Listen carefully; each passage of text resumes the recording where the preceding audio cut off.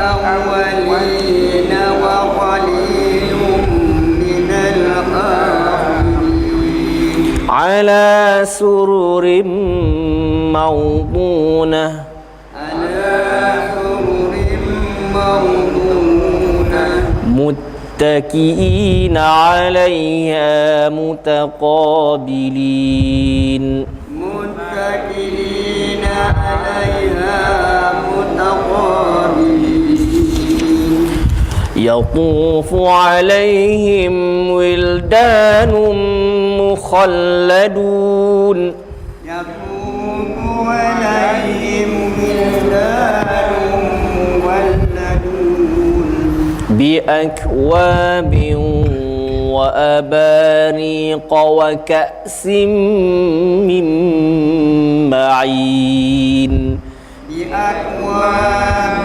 وأباريق وكأس من معين لا يصدعون عنها ولا ينزفون لا يصدعون عنها ولا ينزفون وفاكهة مما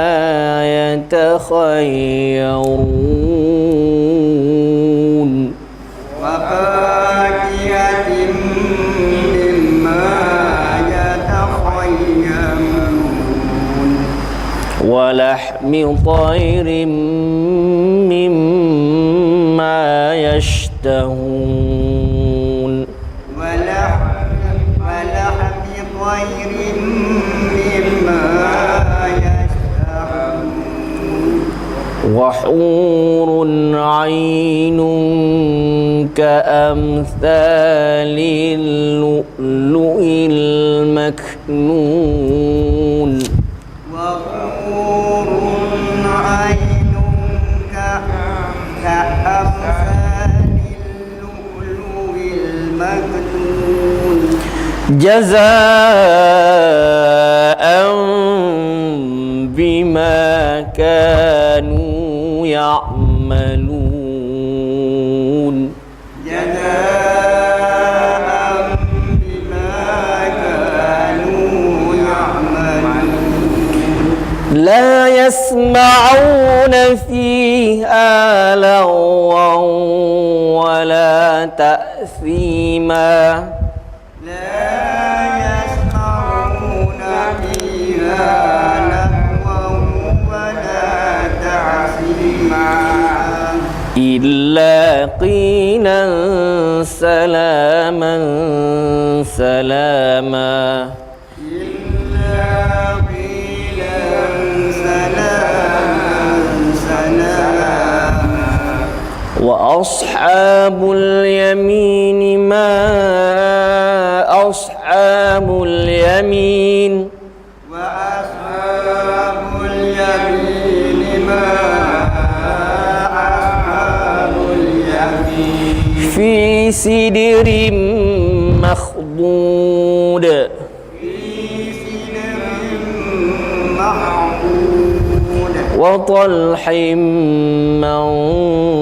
منضود وطلح ممدود وظل ممدود وظل ممدود وماء مسكوب وماء مسكوب وفاكهة كثيرة وفاكهة كثيرة لا مقطوعة ولا ممنوعة لا مقطوعة ولا ممنوعة وفرش مرفوعة وفرش مرفوعة إنا أنشأناهن إنشاء إنا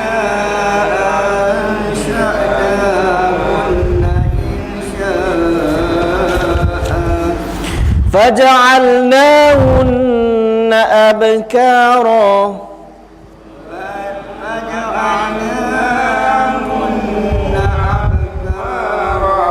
عربا أترابا لأصحاب اليمين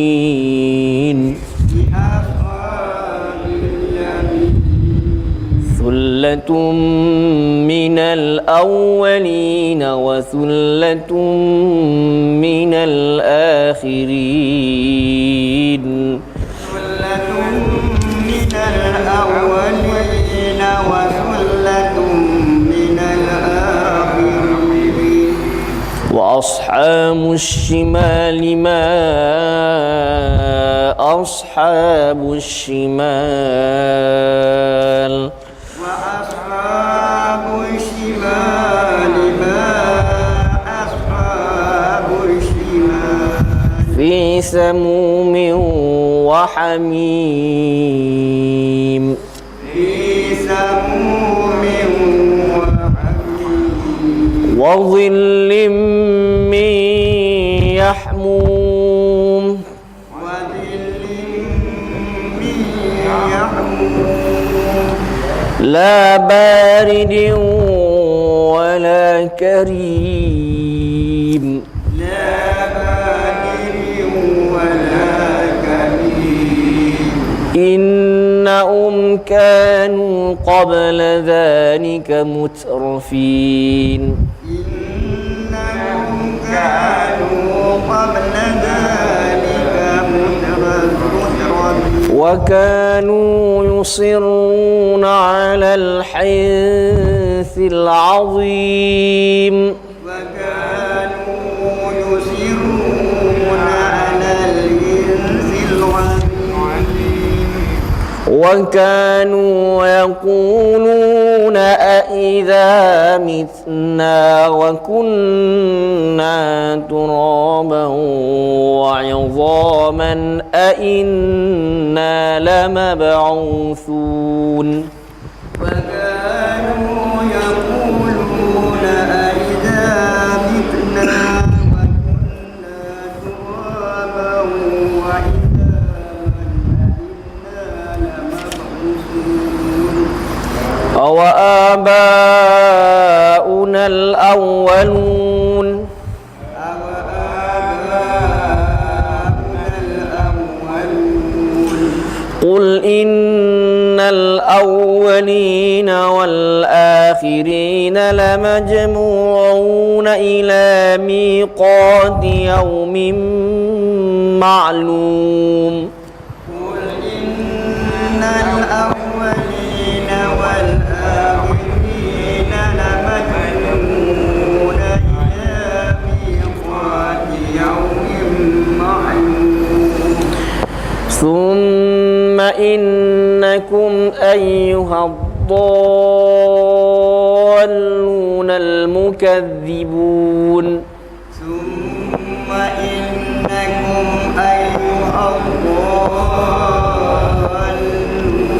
المكذبون لآكلون من شجر من زقوم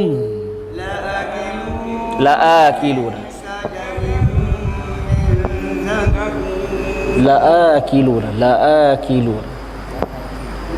panjang لآكلون من شجر من زقوم فمالئون منها البطون فمالئون منها البطون فشاربون عليه من الحميم فشاربون عليه من الحميم فشاربون شرب الهيم فشاربون شرب الهيم هذا نزلهم يوم الدين هذا نزلهم يوم الدين نحن خلقناكم فلولا تصدقون نحن خلقناكم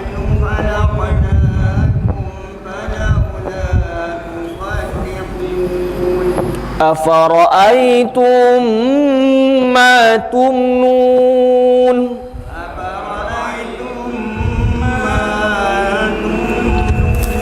أأنتم تخلقونه أم نحن الخالقون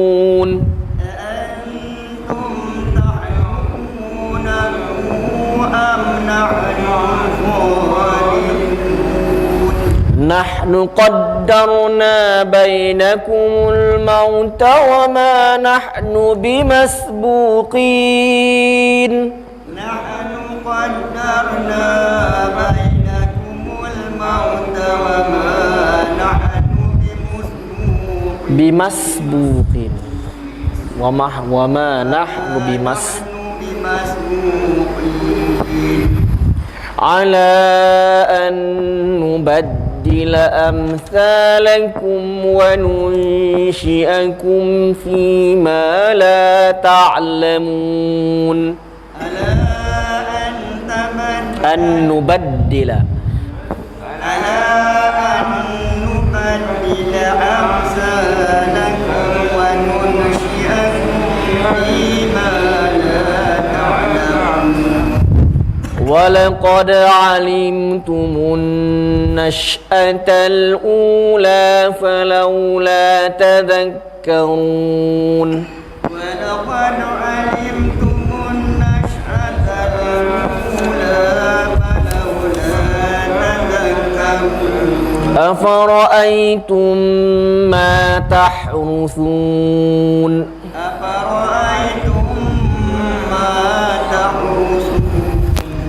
أأنتم تزرعونه أم نحن الزارعون أأنتم تزرعونه أم نحن الزارعون لو نشاء لجعلناه حطاما فظلتم تفكهون لو نشاء لجعلناه حطاما فظلتم تفكهون إنا لمغرمون بل نحن محرومون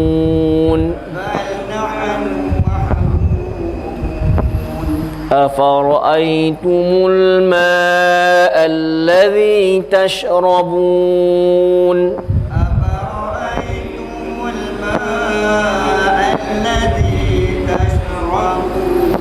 أأنتم أنزلتموه من المزن أم نحن المنزلون أأنتم أنزلتموه من المزن أم نحن المنزلون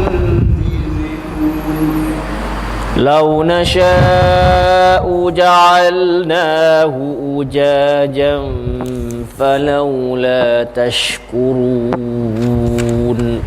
لو نشاء جعلناه أجاجا فلولا تشكرون أفرأيتم النار التي تورون أفرأيتم النار التي تورون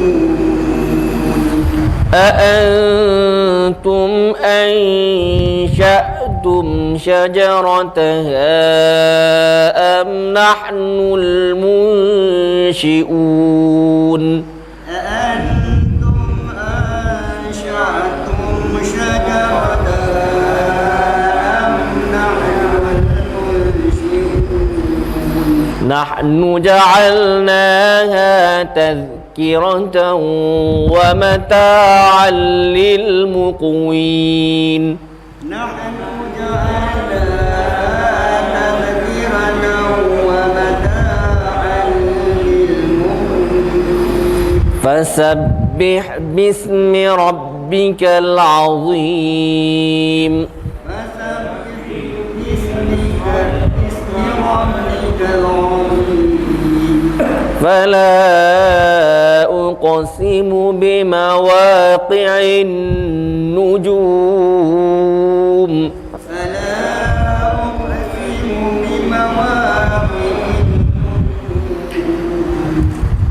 وإنه لقسم لو تعلمون عظيم فإنه لقسم لو تعلمون عظيم إنه لقرآن كريم إنه لقرآن كريم في كتاب مكنون كتاب مكنون لا يمسه إلا المطهرون لا يمسه إلا المطهرون تنزيل من رب العالمين تنزيل من رب العالمين أفبهذا الحديث أنتم مدهنون أفبهذا الحديث أنتم مدهنون وتجعلون رزقكم أنكم تكذبون وتجعلون رزقكم أنكم تكذبون فلولا إذا بلغت الحلقوم فلولا إذا بلغت الحلقوم وأنتم حينئذ تنظرون فأنتم حينئذ تنظرون ونحن أقرب إليه منكم ولكن لا تبصرون ونحن أقرب إليه منكم ولكن لا تبصرون فلولا إن كنتم غير مدينين فلولا إن كنتم غير مدينين ترجعونها إن كنتم صادقين ترجعونها إن كنتم صادقين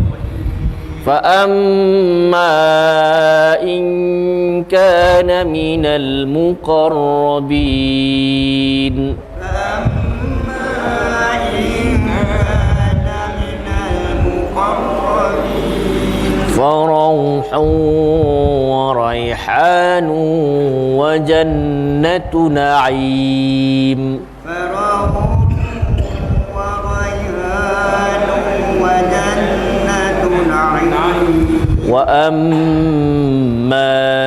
إن كان من أصحاب اليمين فأما إن كان من أصحاب اليمين فسلام لك من أصحاب اليمين فسلام لك من أصحاب اليمين وأما إن كان من المكذبين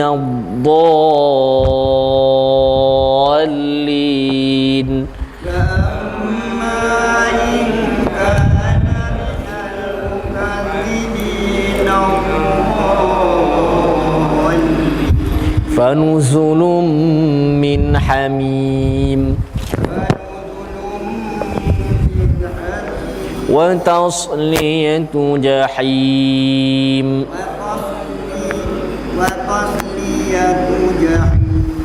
inna hadza lahuwa haqqul yaqin lahu wa haq tak ada lahu lahu wa haqqul yaqin sekali lagi inna hadza lahu haqqul yaqin fasabbih bismi rabbikal azim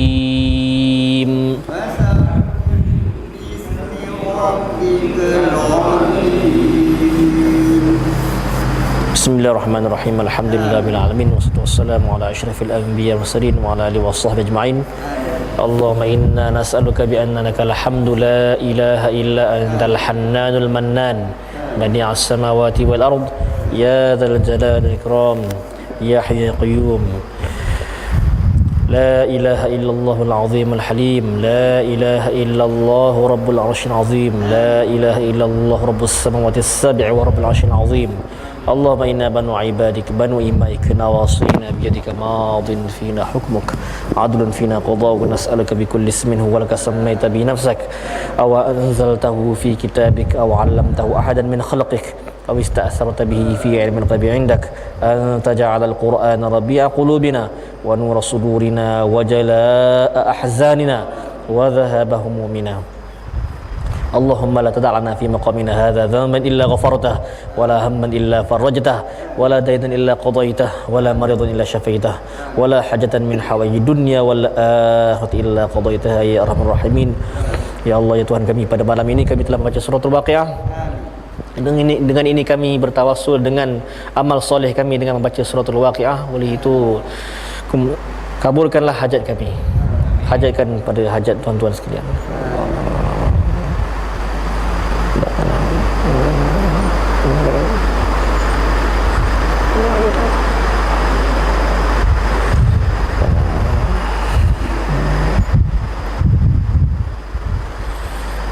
Mudah-mudahan sejahtera dunia dan akhirat, sejahtera keluarga kami, sejahtera anak-anak kami, sejahtera kesemua sekali.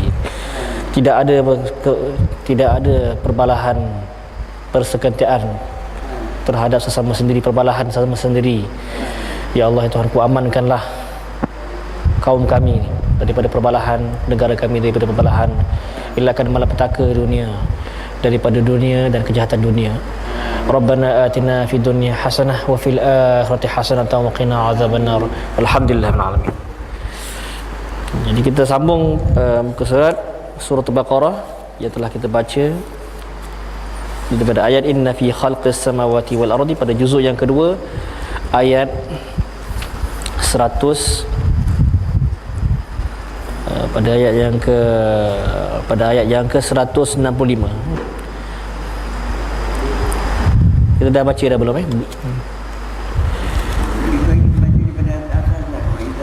Wa minan nasi man yattakhidhu min dunil, belum baca lagi. Penerangan belum sampai mana? Wa minan nasi.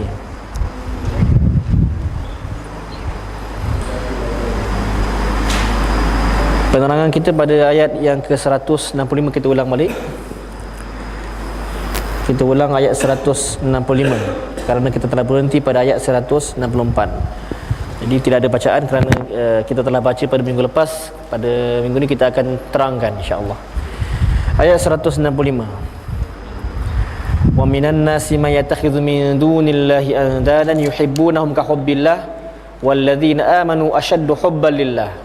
Walau yara alladzina zalamu idh yarawna al'adzaba anna al-quwwata lillahi jami'a wa anna Allah syadidul 'adzab, yang bermaksud dan di antara manusia ada orang yang menyembah Tuhan selain daripada Allah Subhanahu wa taala sebagai tandingan, yang mereka cintai seperti mencintai Allah. Adapun orang-orang yang beriman sangat besar cintanya kepada Allah. melihat azab pada hari kiamat, bahawa kekuatan itu semuanya milik Allah Subhanahu wa taala. Di dalam tafsir Wahab Az-Zahiri mengatakan adapun kondisi orang yang tidak memahami tanda-tanda kebesaran ini, iaitu orang musyrik yang menjadikan Tuhan selain daripada Allah Subhanahu wa taala, seperti berhala, benda mati, orang sebagai tandingan Allah. Mereka mencintai berhala seperti mana cinta kaum mukminin kepada Allah Subhanahu wa taala. Yang ini kita telah jelaskan pada minggu lepas. Saya ulang sekali lagi. Kalau kita tengok pada filem Hindi ataupun Hindustan ataupun India, dia meletakkan gambar orang yang telah mati di kamar mereka, di bilik mereka, dan menjadikan pujaan mereka, memuja orang yang telah mati, menjadikan sebagai Tuhan mereka. Ini adalah di antara kecintaan. Jadi mereka mencinta orang yang mati, contoh isteri kesayangan mereka ataupun ibu bapa mereka. Jadi cinta mereka tidak sama dengan cinta kita kepada Allah Subhanahu wa taala, kerana martabat Islam ada 3. Dalam agama Islam ada 3, iaitu Islam, iman dan ihsan. Islam adalah apabila dia mengucap 2 kalimah syahadah, kemudian apabila dia telah beriman kepada rukun Islam yang 5 dan rukun iman yang ke-6, dipanggil mukmin dengan beramal. Kemudian apabila dia sudah beramal, di tahap yang paling tinggi ialah ihsan. Ihsan ialah darajat keimanan yang paling tinggi, yang mana mendapat membayangkan bahawa Allah Subhanahu wa taala itu melihat mereka ketika mana mereka telah sedang beribadat. Seperti mana kita telah membaca Al-Quran pada malam ini, di mana para malaikat telah menyaksikan kita, seperti mana Allah Subhanahu wa taala firman, seperti mana sabda Nabi Muhammad sallallahu alaihi wasallam, majtama qaumun fi baitin min buyutillah wa yatadarasunahu illa nazalat alaihimul malaikah wa ghasyiyatuhumur rahmah wa hafathumul malaikah, ataupun wa hafathumul malaikah wa ghasyiyatuhumur rahmah. Itu barang siapa yang membaca Al-Quran, maka para malaikat akan meliputi mereka dan kerahmatan akan meliputi mereka, dan mereka akan mendapat ketenangan bila setelah membacanya. Seperti mana kita baca Waqiah, tuan-tuan dan puan sudah tenang kan, betul tak? Dan kita telah berzikir dengan istighfar. Mudah-mudahan dia akan mudah-mudahan apa yang kita telah baca dikabulkan oleh Allah Subhanahu wa taala. Jadi kecintaan kita ialah dengan membuat amalan, dengan sembahyang.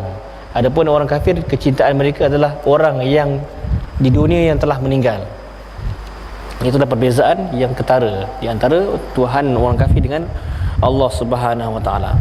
Kecintaan orang-orang beriman lebih besar dari kecintaan orang-orang musyrik kepada berhala dan tandingan sekutu Allah. Seandainya orang yang berbuat zalim kepada diri sendiri dengan kekafiran dan kecintaan terhadap tandingan Allah melihat azab pada hari kiamat, nescaya mereka tidak akan mencintai tandingan Allah. Mereka pasti menganggap bahawa kekuatan yang universal hanyalah milik Allah Subhanahu wa taala. Tidak ada kekuatan selain kekuatan Allah Subhanahu wa taala. Sesungguhnya Allah memiliki azab yang sangat berat yang disediakan untuk mereka. Jadi kalaulah mereka melihat hari kiamat terpampang di hadapan mereka, maka nescaya mereka akan mengatakan bahawa kekuatan Allah Subhanahu wa taala lebih besar daripada Tuhan yang mereka puja.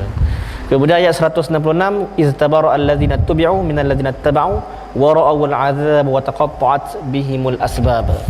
Iaitu orang-orang yang diikuti berlepas tangan dari orang-orang yang mengikuti, dan mereka melihat azab, dan ketika segala hubungan antara mereka terputus, iaitu ingatlah ketika para pemimpin dan penguasa kafir berlepas tangan dari pengikut mereka pada hari kiamat. Dua kelompok itu, pemimpin dan pengikut, melihat azab yang mengelilingi mereka ketika dimintai dipertanggungjawabkan di akhirat. Sementara itu hubungan antara mereka yang terjalin ketika di dunia, baik hubungan maupun silaturahim, telah terputus. Ini bermaksud orang yang mereka percaya pengaruh pemimpin seperti pemimpin orang kafir, yang mana rakyatnya sangat pegang teguh kepadanya pada hari kiamat nanti.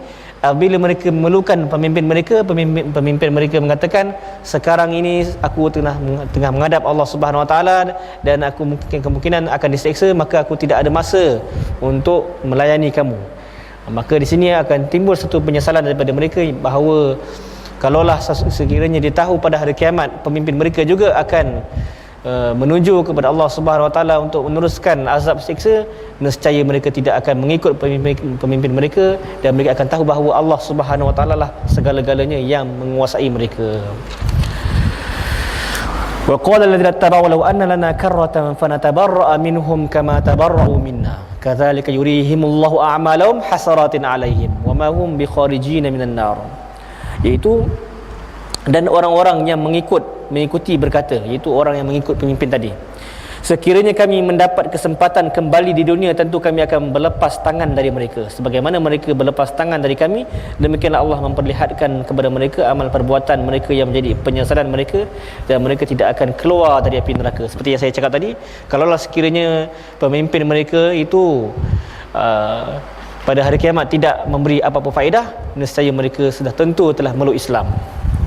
Pada ayat 168, ya ayyuhan nasu kulu mimma fil ardi halalan thayyiba wa la tattabi'u khutuwatis syaitan innahu lakum aduwwum mubin. Itu, wahai manusia, makanlah dari makanan yang halal. Itu dari makanan yang halal dan baik yang terdapat di bumi, dan janganlah kalian mengikuti langkah-langkah syaitan. Wala tatabi'u khutuwatis syaitan innahu lakum aduwwum mubin. Sesungguhnya syaitan adalah musuh yang ketara, yang paling nyata.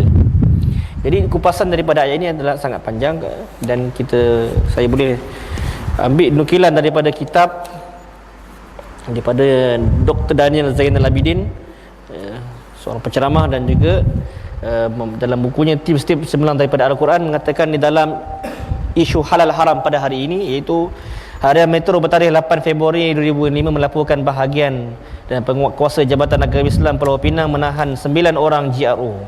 Mana GRO ni dia telah bertugas, dan kemudian dia mengatakan mendapat habuan gaji mereka sebanyak RM300 semalaman. Dan mereka tidak tahu atas halal dan haram menjual badan mereka untuk makanan. Tetapi makanan itu yang mereka makan adalah hasil daripada benda yang haram, maka dia kesemua itu akan memberi kesan kepada amalan mereka, dan dia tidak akan diterima oleh Allah Subhanahu Wa Taala. Akhbar yang sama bertarikh 14 Februari 2005 pula melaporkan sebuah gerai yang bergerak di Desa Jaya, Kepong, menjual daging babi salai yang dibungkus di dalam plastik berlogo Halal Jakim. Beberapa orang Islam sudah terpedaya dengan logo ini dan membeli daging itu. Pihak Persatuan Pengguna Islam Malaysia PPIM mengesahkan kejadian ini seperti yang dilaporkan oleh Harian Metro.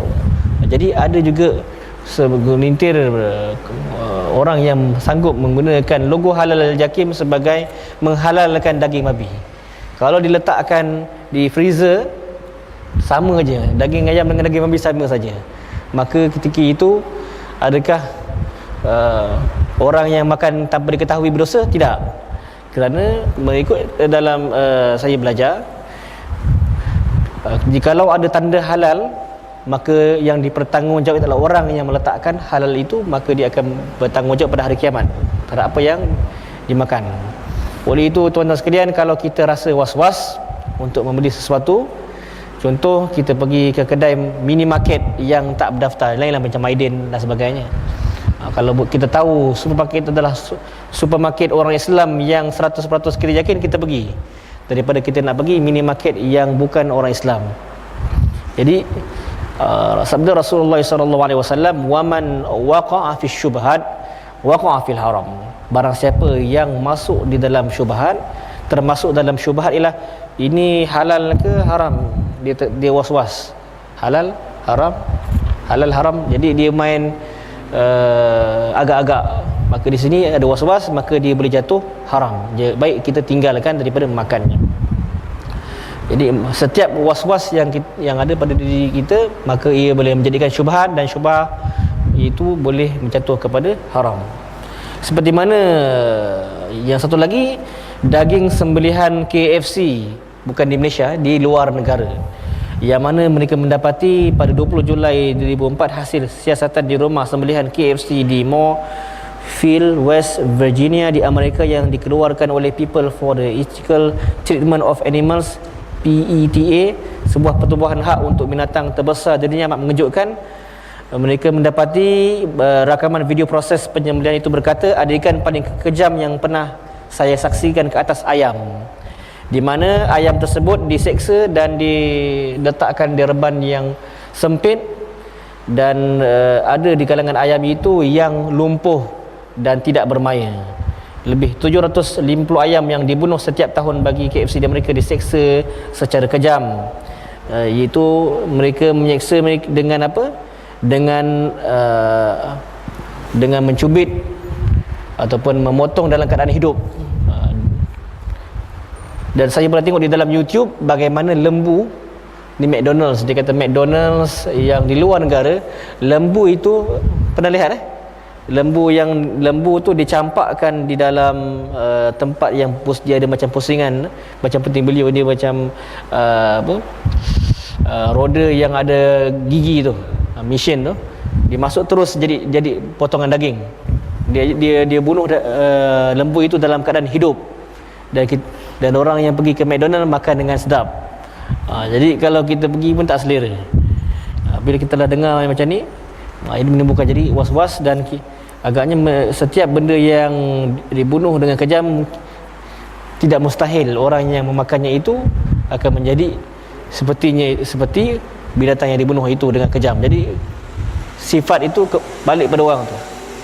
Oleh itu pemakanan adalah satu benda yang diutamakan di dalam Islam. Kalau makanan itu tidak diberkati ataupun tidak ada halal, maka ia akan menjejaskan amalan kita seharian, dan doa kita tidak akan diterima oleh Allah Subhanahu Wa Taala, seperti mana hadis Nabi Muhammad SAW dalam kumpulan hadis Imam Nawawi, di mana satu orang yang berdoa kepada Allah, ya Rabb, dengan keadaan kusut masai, dan Rasulullah SAW mengatakan, wa mat'amuhu haram, wa mashrabuhu haram, wa ghudhiya bil haram, fa anna yustajabu lah. Di mana lelaki tersebut kata, ya Allah, tetapi makanannya haram, minumannya haram, dan setiap hidupnya bergelimpangan diseliputi dengan haram, maka bagaimanakah Allah hendak mustajabkan doa mereka? Ini yang kita kena titik beratkan, kerana setiap benda yang haram maka akan dimasukkan ke dalam api neraka. Wallahu a'lam. Dikatakan terdapat daripada 36,000 ekor ayam dikurung di tempat kurungan besar tanpa tingkap. Keadaan yang di alam itu begitu dahsyat, setengah ayam menjadi lumpuh dan cacat, yang lainnya tidak dapat bergerak, lalu murung ataupun lemah untuk bergerak. Di dalam sebuah tempat di mana ayam disembelih terdapat banyak bangkai yang berselerakkan di atas lantai. Di dalam sebuah tempat yang lain di mana banyak ayam yang telah mati, bangkainya dipatuk oleh ayam-ayam yang lain. Fakta ini dimuatkan dalam utusan pengguna bagi Januari-Februari 2005. Bagaimana mereka melihat bagaimana kekejaman sembelihan orang-orang kafir. Rasulullah SAW pula mengatakan bahawa kalau kita hendak sembelih, hendaklah kita tajamkan pisau itu. Hendaklah ditajamkan pisau itu, dan hendaklah yang disembelih itu dapat rehat. Maka fal yurih zabihatahu, maka hendaklah kita rehatkan binatang yang nak disembelih itu. Bukannya diseksa, direhatkan. Kalau kita lembu tu kita baringkan kan. Ada tak kita lembu tu kita ambil kapak, kita sap kepala dia, kita panjung terus macam tu. Dalam keadaan berdiri tak, kita akan baringkan dia, kita rehatkan dia, kemudian kita sembelih. Betul tak? Halus penyembelihan ini, dan itulah dia sunnah Rasulullah SAW. Maknanya yang saya nampak di Malaysia ini yang select satu saja, iaitu pisau itu. Kadang-kadang pisau talut, susah, tersekat. Betul Imam? Tuan Imam ada pengalaman sembelih macam mana? Sembelih pisau susah, pisau yang tajam susah dapat.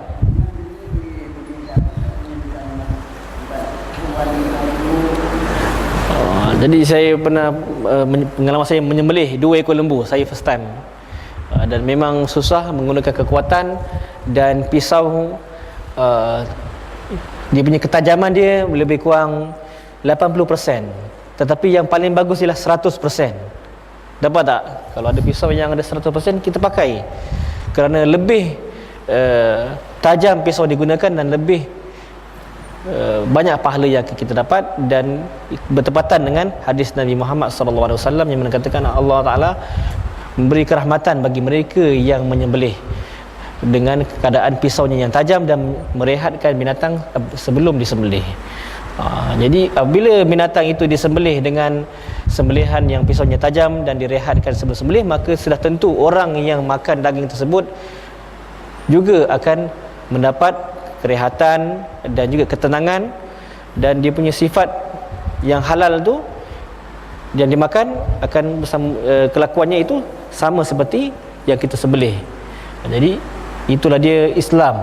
Cantiknya Islam, dia tidak macam negara-negara yang lain yang menyembelih dengan kejam. Jadi bila itu sebab darajat yang paling tinggi ialah ihsan, iaitu berbuat baik. Dan Allah Ta'ala kata di dalam Al-Quran, inna rahmatallahi qaribun minal muhsinin, sesungguhnya rahmat Allah Subhanahu wa Ta'ala tu dekat dengan orang yang berbuat baik. Contohnya menyembelih binatang dengan keadaan yang baik. Ini menjadikan kita punya maqam dan martabat kita di sisi Allah tinggi dan mulia. Jadi sebenarnya korban pada tahun ini, maka hendaklah kita menajamkan pisau kita dan memberikan kualiti sembelih yang terbaik, insya-Allah. Wala tattabi'u khutuwati syaitan. Jadi sini kulu mimma fil ardi halalan thayyibah, adalah kita makan makanan yang baik dan janganlah kita mengikut jalan-jalan syaitan. Masa ada lagi berapa minit? 5 minit lagi. Kemudian Allah Ta'ala kata wala tattabi'u khutuwati syaitan, janganlah ikut jalan-jalan yang syaitan lorongkan. Jangan mengikut langkah dan manuver setan yang membujuk untuk berbuat maksiat. Maknanya jalan-jalan pintu yang syaitan lorongkan, seperti untuk memakan rasuah dan juga merokok dan benda-benda yang memudaratkan diri kita. Wala tatabi khutuwati syaitan innahu lakum aduwwum mubin.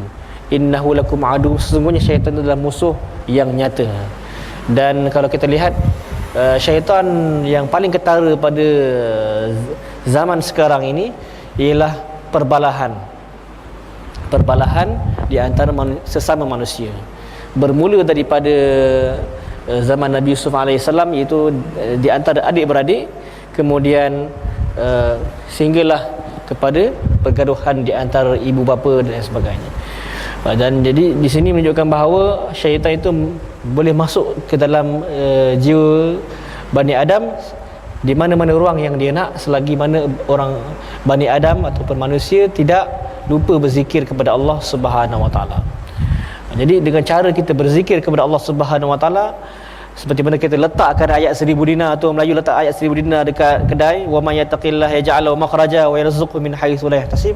Barang siapa yang bertakwa kepada Allah Subhanahu wa Ta'ala, Allah Ta'ala akan berikan mereka itu rezeki yang tidak disangka-sangka dan jalan keluar.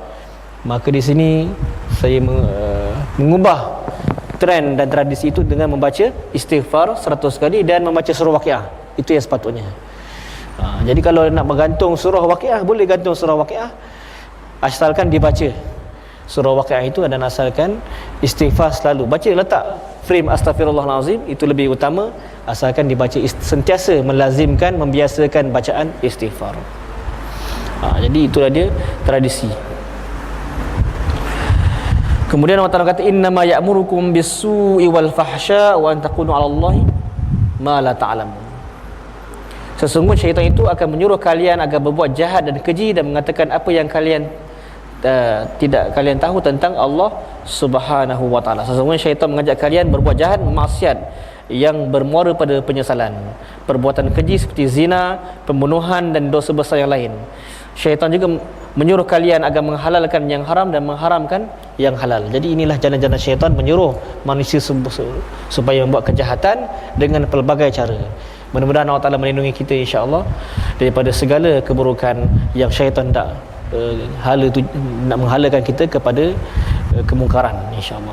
Dengan cara itu kita hendaklah sentiasa berzikir kepada Allah Subhanahu wa Ta'ala. Sesungguhnya Nabi Muhammad SAW mengatakan, sesungguhnya hati kita ini adalah ibarat besi yang karat, dan berzikir itulah dengan cara pembersihan hati yang karat tersebut. Innal quluba tasda' kama tasdal hadid wa jilaluha zikrullah azza wajalla.